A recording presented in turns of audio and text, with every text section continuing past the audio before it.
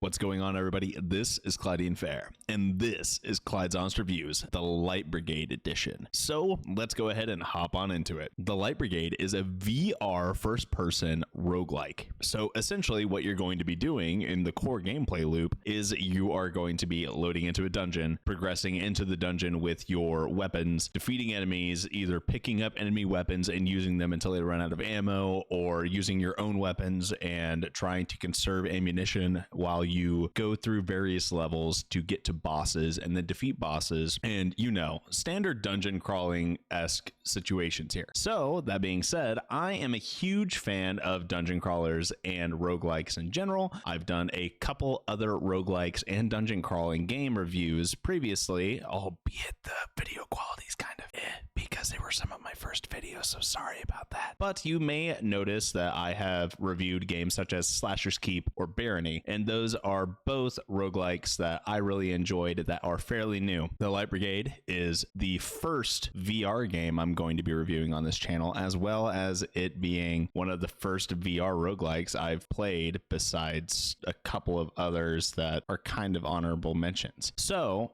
overall, the map size for these, in comparison to most VR games, the maps do feel kind of big, especially later on into the dungeon runs. In the very beginning, the maps will seem very small and there's going to be a lot of fog. But once you start getting past these levels and get to further levels, things get bigger, more complex. There's more enemies, there's more enemy variety, there's more weapons, there's more everything, and it gets to be pretty fun. That being said, though, my biggest complaint about the overall gameplay is the fact that there's no virtual stock, so it gets kind of sketchy when it comes down to aiming with two hands on your VR controllers. But this is also because I have limited experience with VR. I'm not the best VR gamer by any means, and things get a little sketchy whenever I try to aim down sights with larger weapons such as rifles or SMGs or anything of the sort. That being said, you will notice in this gameplay footage where I will run into issues with reloading this STG, because I for some reason have a tendency of grabbing the handrest instead of the charging handle when it comes down to reloading this gun, and I'm not able to actually fully reload it, and I start twisting it back on myself, and that's just besides the point. That's mostly down to user error and it feeling a little awkward on the control there. That is honestly my biggest and only complaint that I have on the game, besides the lack of a virtual stock. Moving on from that, though, for the overall feel and movement, I feel like there's a little bit of a mix between smooth movement and teleportation. Now, you can teleport your way around the map, and it's arguably much faster than smooth movement, because whenever you try to walk, you are incredibly slow when you have your gun out. So in other words, it's much better for you to teleport around while you're in the middle of combat and you need to quickly reposition than it is for you to walk. And it's like night and day difference. It's like when it comes down to an overall boss fight, I primarily teleport everywhere because I need to be able to dodge attacks instead of walking at a snail's pace. So I guess you could chalk that up to the next con on this overall game. That being said, though, I'm having a ton of fun playing it. I've only defeated 2 bosses, and I've only gotten so many of the classes unlocked. I believe I have 1, 2, 3, 4, 5. I have 5 classes unlocked out of the 6. So I'm down to having 1 more class unlocked, but I just unlocked the 5th class, and it's going to take a little bit of grinding for me to unlock the last one, and then I still need to max out all of the classes and actually beat the game. So I mean, we're still looking at a decent amount of gameplay here, not to mention they have the daily challenge runs, which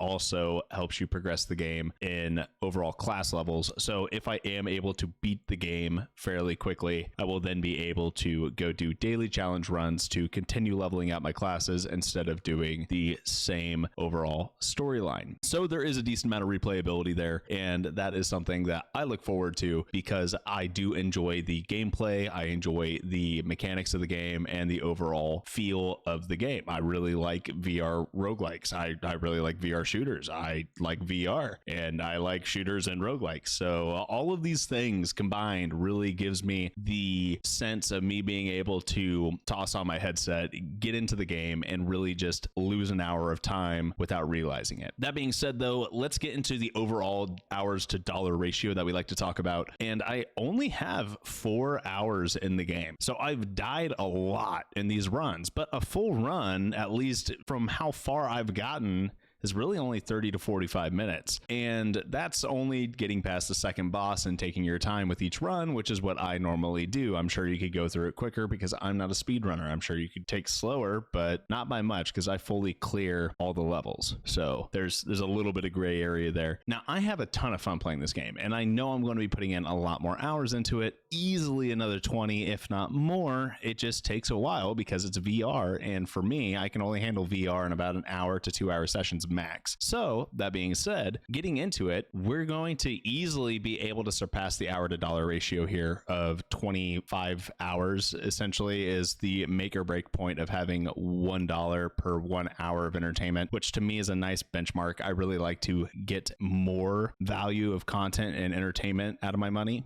but a 1-to-1 ratio is still a solid benchmark. And knowing that I'm going to be able to do daily challenge runs after I beat the game and then really start to grind up all of the different levels of the different classes and get everything completely fine-tuned and upgraded, I'm pretty excited for. Anyway, guys, if you enjoyed this content and would like to see more videos and especially VR videos, you need to drop a comment, like the video, make that number go up, and I hope to catch you all in my comment section or my stream chat. Until next time, have a good one.